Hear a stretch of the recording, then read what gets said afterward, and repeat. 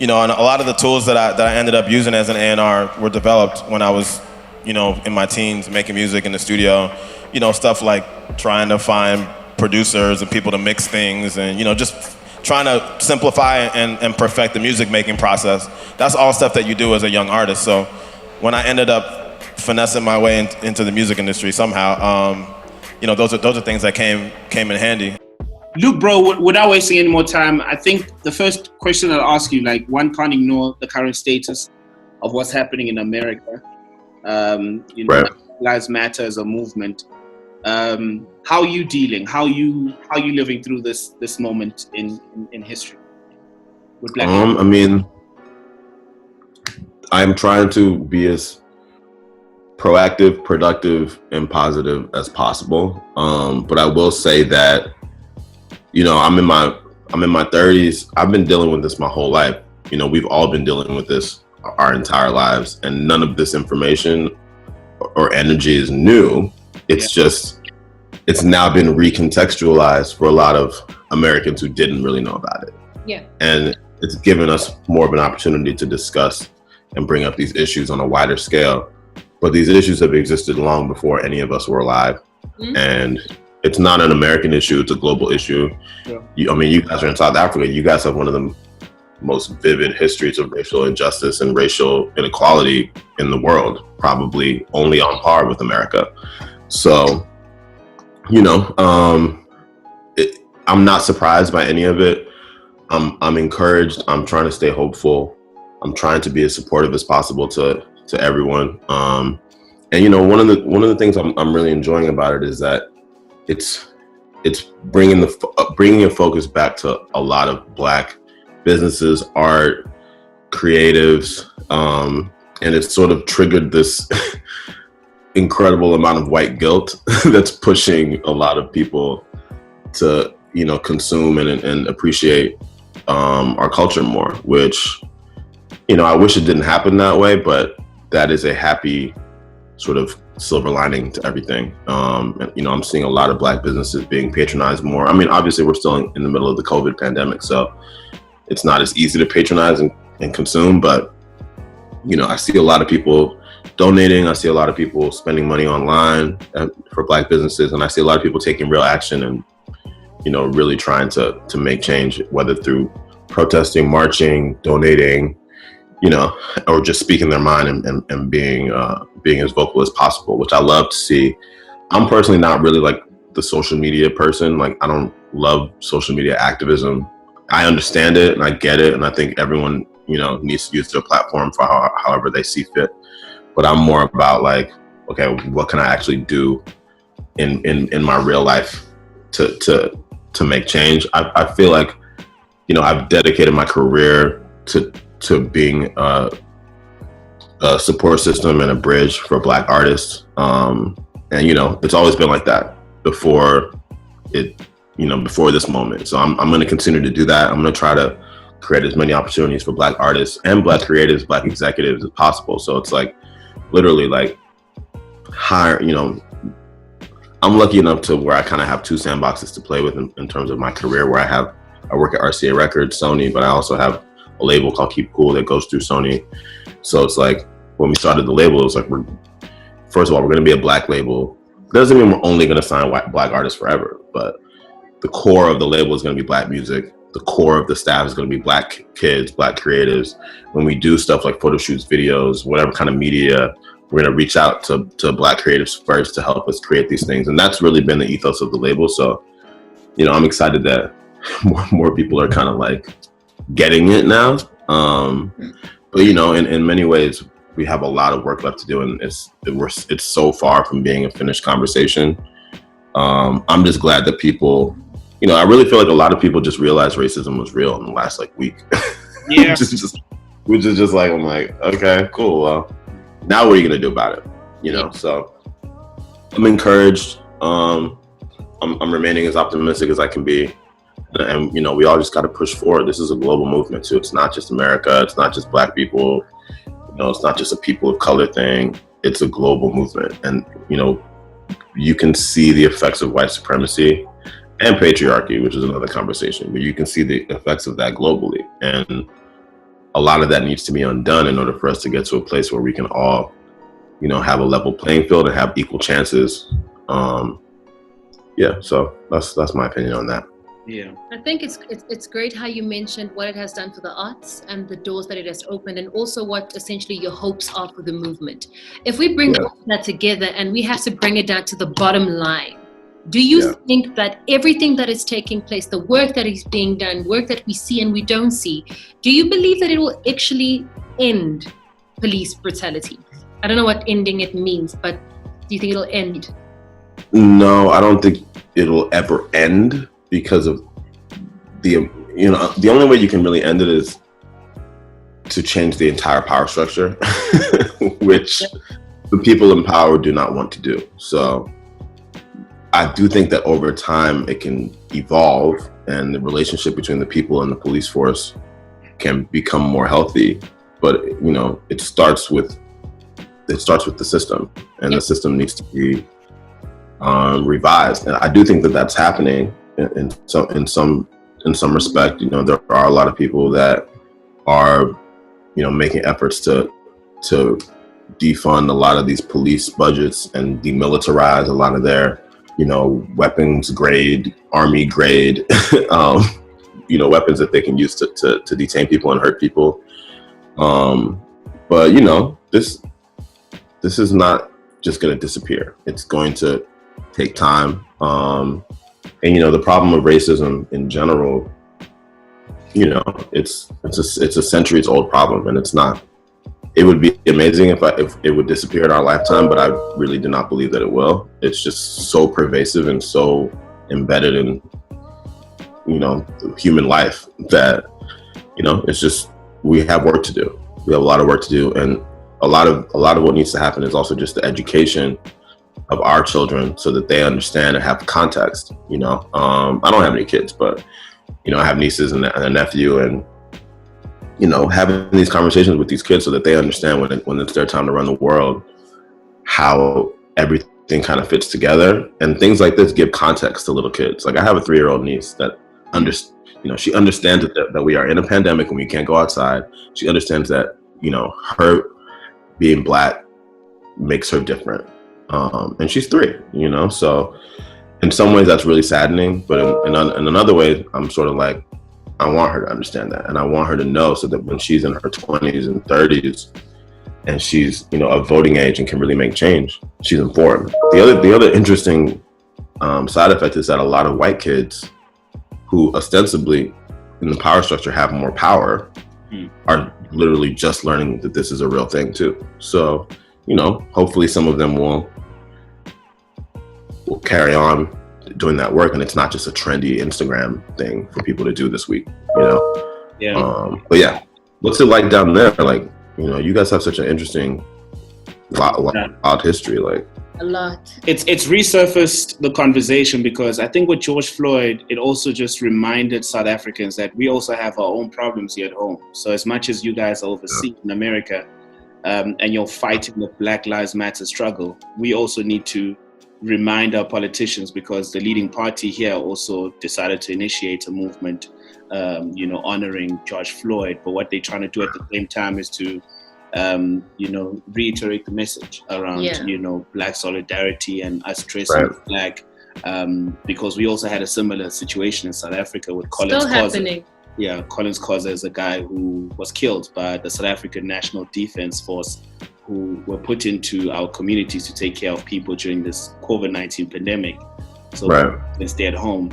And he isn't the first one. Lots of people have been killed by the army, and they essentially said it's not our problem, we absolve ourselves. So I think the government has also come under scrutiny with, like what Sabby says, where people are even saying, we recognize Black Lives Matter, we recognize that movement, but you're not you're talking about George Floyd, but you're not talking about Collins Khoza. So also I think also in between, where there's no way we want to cause a divide, because my Black life and your Black life, it's one Black life. So it's not like an opposition with America, but you're not looking at what's happening at home.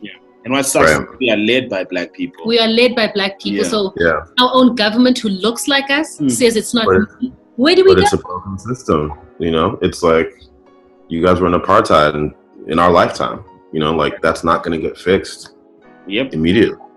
And it takes so many different things for that to change, and especially the people who were in power need to be okay with letting it go, which is I think usually the hardest part. You know, I'm Nigerian American. My family's from Nigeria, and you know, there's been a lot of recent brutality in Nigeria as well with police, and you know, violence against women, and you know, this is a global movement. Like we need to change the way that we interact with each other as humans, because there's a lot of just fundamental, just wrongdoing being done to our Black people, to our people of color, to our women, to our gay brothers and sisters. You know, it's deep, like, and we have a lot of work to do. I'm optimistic. You know, I feel like the generation that are kids right now are going to be the most informed, plugged in, connected, globally minded generation ever. Like, and it's hopefully we can leave it in their hands to do a better job than we've done. But yeah, I'm optimistic, and you know, my fingers are crossed. And it's tiring. Yeah, it's tiring. But you know, we've seen these initiatives bringing some form of change or some form of awareness. You know, Black Lives Matter. We saw Blackout Tuesday. We saw Republic also putting forward that they're going to be dropping the term urban. A lot of labels are having that discussion right now. Do you think this is a start? I mean, I think everything is a start. I don't necessarily think that changing the way record labels. Well, I mean, listen, it will make a difference in terms of just again, context and just putting more power in the word Black. I do think that the word urban, my personal opinion is that it was sort of like a sanitized way of saying Black, so that non-Black people could work in those spaces, and it was easier and kind of like didn't, you know, and I think it's kind of gotten to the point now where you have a lot of white executives in the U.S. running urban music departments, and it's, you know, which just feels like a reflection of like, okay, well, you know, even for the Black music, you need a white person to run it for you, which to me is like, come on, son, like, obviously we know what we're doing. So, you know, I mean, I think that we just all have to remain as open-minded as possible and committed to the long-term goal of ending, you know, and ending discrimination, like, period. And we all have to use our respective and personal platforms to bring that about. You know, whether that's hiring people, making sure that you know, the right people are getting budgets. You know, in my world, it's like signing Black artists, signing Black women, you know, hiring Black women, all that stuff. And whatever it is that you do in your world, you have to use your space to do what's right at this point. And I feel like everyone kind of, we're also in this cancel generation of like, everything you do will be held against you, and you will be accountable for every move you ever make from the moment you breathe. So hopefully that will keep more people more honest, you know, because you really might get canceled for something that you did when you were 12, when you're in your 30s. Like, that can happen. You could really say the wrong thing and be on camera, and you know, your life is ruined. So I personally love that about you know, we are in this era of accountability where, like, if you're not a good person, we're gonna call you out and we're gonna make you look crazy to the whole world. I have a question. Yeah. The killing that you guys mentioned that happened, was that caught on camera too, or was it just like, it just happened? There was there footage? Yeah, there was footage, but it's not like George Floyd. I think that's what makes the George Floyd one more impactful, is that we saw him die on tape. And with Colin Koza, he was beaten up by the South African National Defense Force, and then he later on died, you know. But it was, I still... But there's footage of him being beat up. And, I think also maybe a difference, and I might be wrong, correct me, is that I'm not going to say that black people in America are not scared of the police, but we are actually scared of the South African National Defense Force. It's like, I don't know how they operate. I'm not going to say they don't feel, we're scared of our army. Right. And I'm not saying that you guys are not scared of yours, but you can go with the camera and, stop and jump in. I don't think we're that lucky. No, we're not. We are not that lucky when it comes to our National Defense Force. Right. I'm terrified of it. Yeah. I mean, the internet, excuse me, the internet changed everything, because this is honestly, it's no different from what happened, when I was in elementary school with Rodney King, who was beaten on camera. And that was the first really kind of like viral, police brutality video. Yeah. And it's the same. It's the same thing. It's just now we have better phones, we have internet, and every 17-year-old is walking around with a computer in their pocket so they can record stuff. There's also the body, a lot of police in America have body cams now, which was sort of like the idea for that was like to keep them more accountable, but a lot of them like switch them off, or like there's different rules around like who can use them. And when I'm in Nigeria, whenever I'm in Nigeria, we have that same fear of the military police, for sure. Like you don't mess with them. And if you get in trouble, it's like, if you get in trouble, you will have to pay your way out of it. It's known that it's corrupt. It's known that they're brutal, and you're just like avoid them at all costs. Yeah. And since we're talking about, you bring Nigeria. Oh no, there was I thought you were done talking. Sorry. Oh no, go ahead.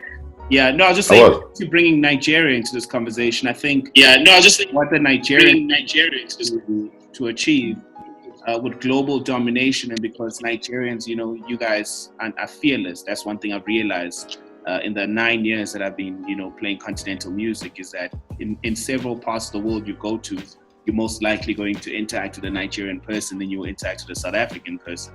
It's because you guys are not scared of just going, fearless, and just you'll see when you. There's just a lot. My bad.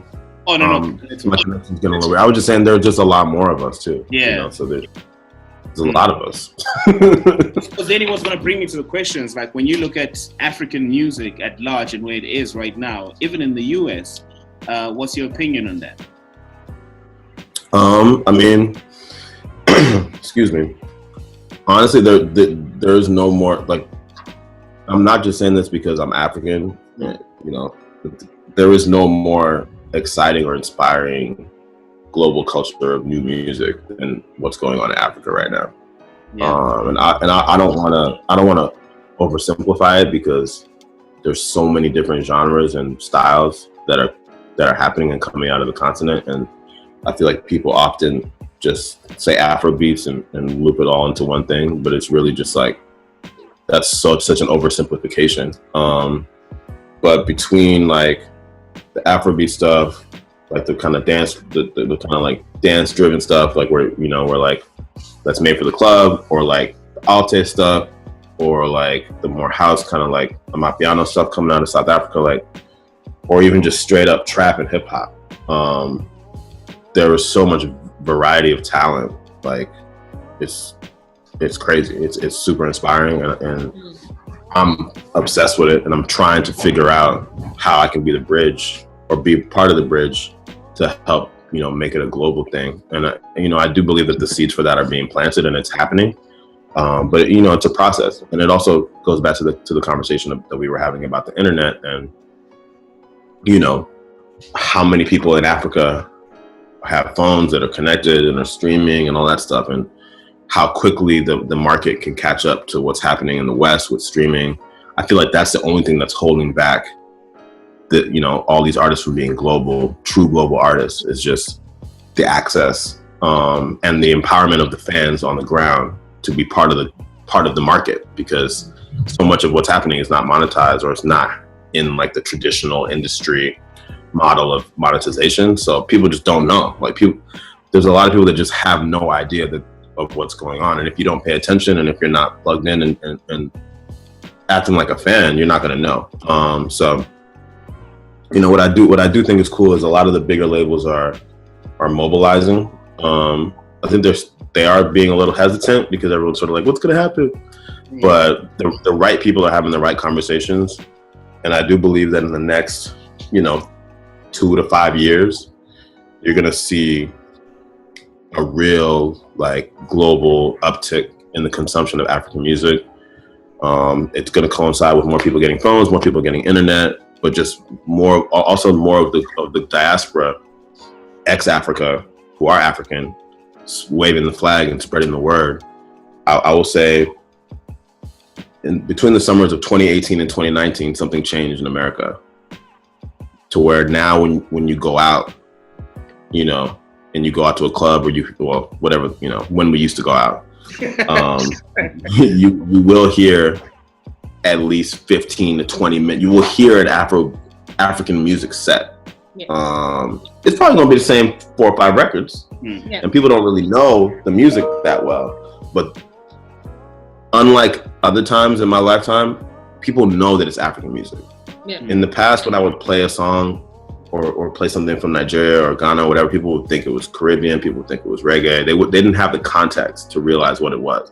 Now the average Black American fan has that context. They know that something is happening. They don't know all the artists, they don't know all the songs, they can't name it, they can't really describe it all, but they have the context. And that, to me, you're halfway there with that. You know, the fact that people can understand, oh, this is from there. Now it's like, now we just need the records, and we need the right ambassadors, the right artists, and just the setup. You know, the labels need to hire more people that understand, not just in America, not just in Europe, but in Africa. Yeah. We need to spend more money in Africa to hire the right people so that they can, you know, tell these stories properly. And there's so many dope artists. There's so many dope artists. It's like overwhelming. Like, there are dozens. Some are big, some are completely just starting new, some are in the middle. You know, and a lot of people are getting noticed and getting, you know, deals and getting the attention. There's an artist from South Africa that I would, you know, try to sign a couple weeks ago, didn't get it. Who's this? I'm not going to tell you because I don't want to like ruin it. Is it Elaine? Elaine is amazing. I love her very much. But I can neither confirm nor deny who it was. But there is some, you know, there's a lot of amazing stuff coming out of SA. You know, the Amapiano stuff to me is like, that is some world dance music. You know, like, if somebody could crack the code and figure out how to make it just translate, you know. But yeah, that's what I love about music, the music industry, and just music making in this era, is like, anything is really possible if you figure out the sound and the way to translate it and the way to tell the story. So now, you've mentioned how it's very important to and for you to bridge the gap.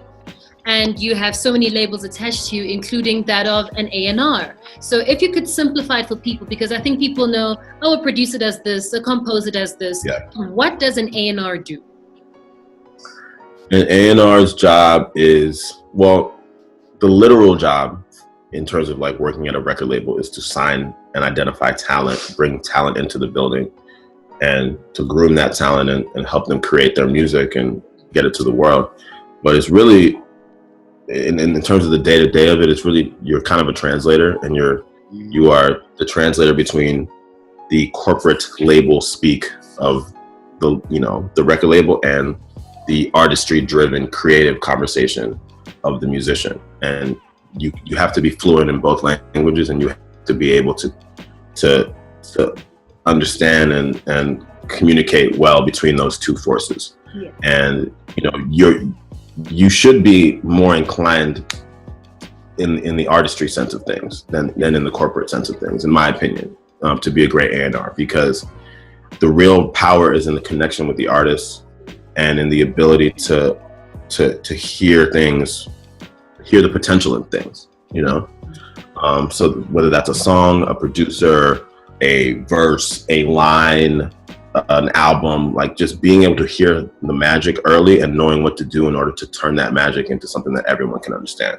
I also feel like in the modern era, a great A&R is doing more than A&R. You know, you're involved in the digital space. You know people in the radio world. You know people at the DSPs. You know people in the culture that can help elevate your artist. And you can, you know, tap those people and ring those phones at the right moment for your artist in order to open doors. Yeah. You know, so it's sort of like the closest comparison would be a manager, but it's sort of like a manager that manages your music and like helps you sort of move forward creatively and artistically.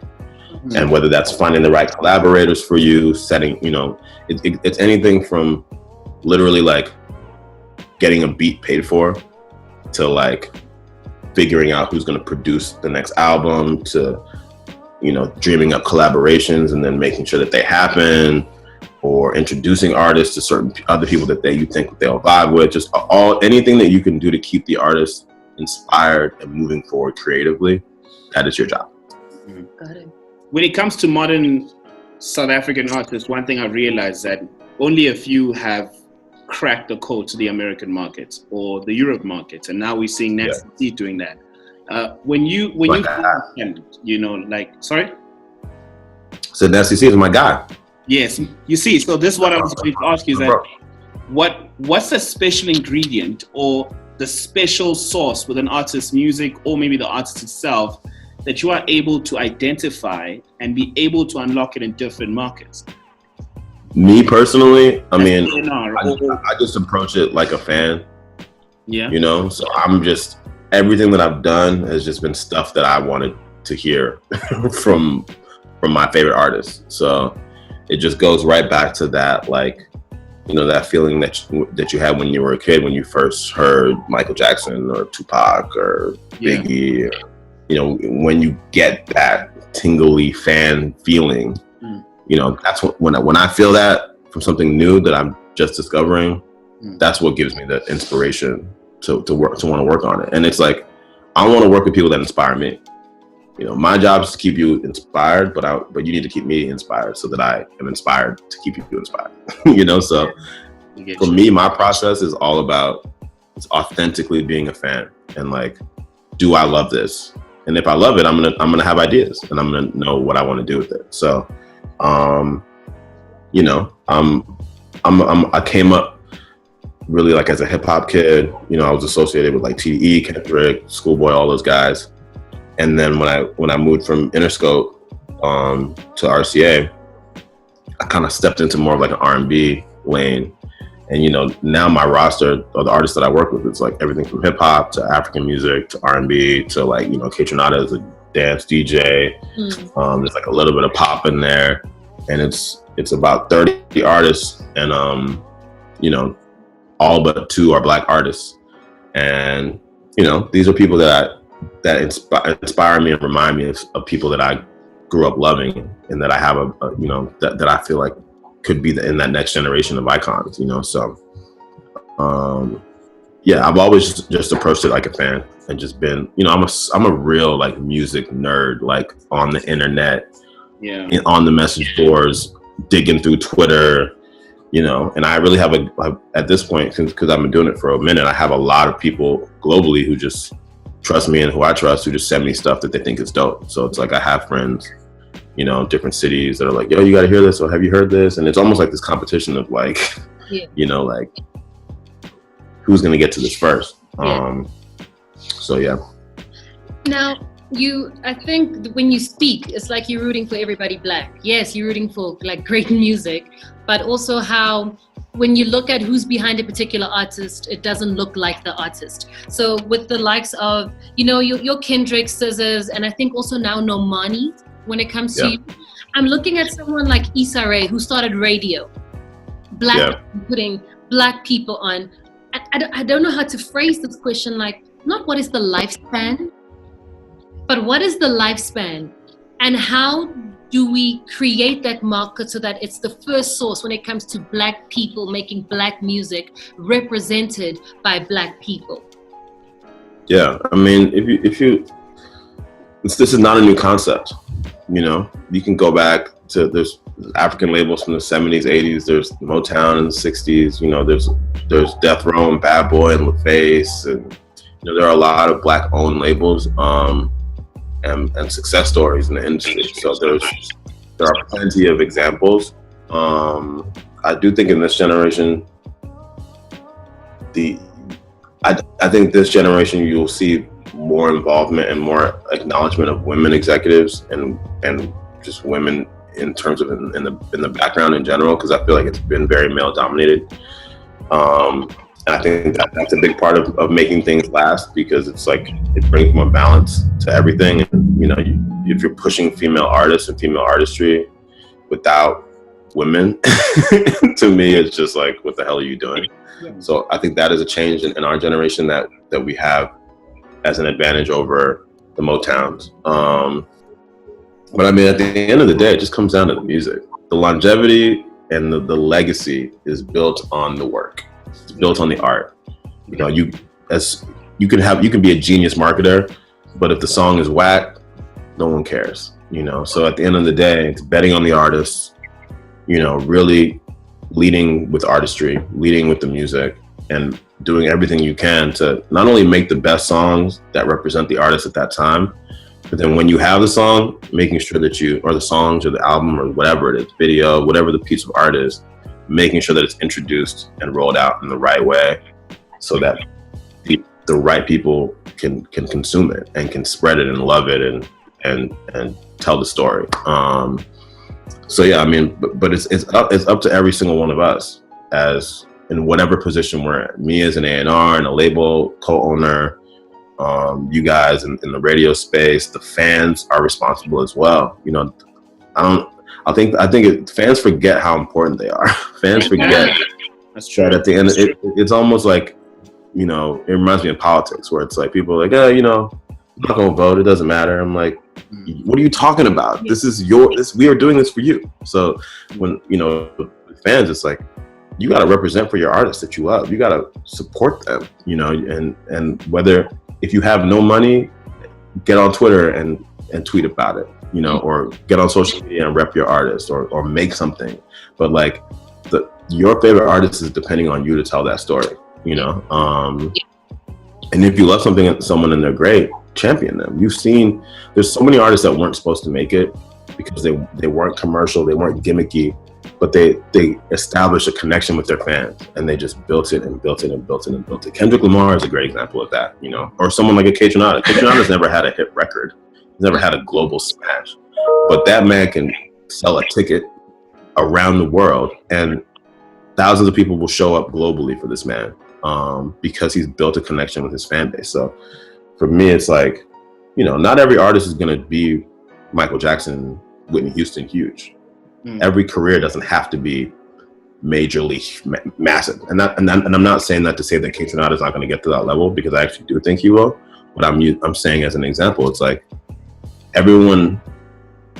let everyone be their best selves without sacrificing or watering down who they are. You know, that's the philosophy. You know, I don't ever want to. I would never want to work with an artist and then look back years later and feel like we manipulated anything or changed their vision or changed who they were in order for them to make it. But yeah, you guys, I kind of gotta go soon. Yeah, same here. We also gotta rush. I'll ask you this last question before I let you go. Which South African artists would you say the industry is watching in the first world countries you believe's got next? Oh, wow. I mean, I would say right now it's between Nasty C and Elaine. I think they're both positioned, and they've both done a great job. You know, Nasty C's been around forever and just climbing, and it's been really dope to watch him step into his lane. Elaine is someone who's already getting, you know, global recognition for her music, and I think she's going to be a really important global R&B artist and an ambassador for South Africa in that genre. I'm also super fascinated by the El Mapiano stuff. I think, you know, I'm a little worried that some like clout chasing culture vulture white DJs gonna come and steal the vibe and like make it global. They did it, but we did it already with one of our genres. Yeah. But yeah. Yeah, I mean, yeah, I also love Shoma Josie. I think she's super dope. And there's some underground stuff that I'm forgetting about, and I feel really bad. There's a rapper that I came across last week, and I wish I could remember his name, but he was really, really good. I'll message you. Yeah. When I figure it out. But you know, I love the hip hop that's coming out of there, the house music, and then also this new kind of like R&B thing, which, you know, that's my that's my world. So yeah, I love that. Tunji, I guess we also got to be out. Thank you so much. Yes. Thank you. Of Thank course. you so much. And I hope you don't mind if we reach out every now and then, because Yeah, please. yes, because I think this is a very important bridge that we're trying to build, where African fans have always felt like their favorite international artists think of them lost. Yeah. They'll drop a single, they'll travel the world or to interviews everywhere else, and then they'll come to South Africa when the song is probably 2-3 months old. So this is a person trying to create, where if Bryson Tiller's dropping, maybe the following week or the same week, we can do a 5-minute chat like that. And then I love that. I think that'd be amazing. And there's so many artists in my world that I think that could work for. So let's just keep in touch. You have my info. Thank you. You're so inspirational. Thank you so much. Thank you. For real? Yeah, we've been reading you up, bro. Like, yeah, thank you. Thank you. Thank you guys. Appreciate y'all. Take care. Good night. Yes. Black Lives Matter.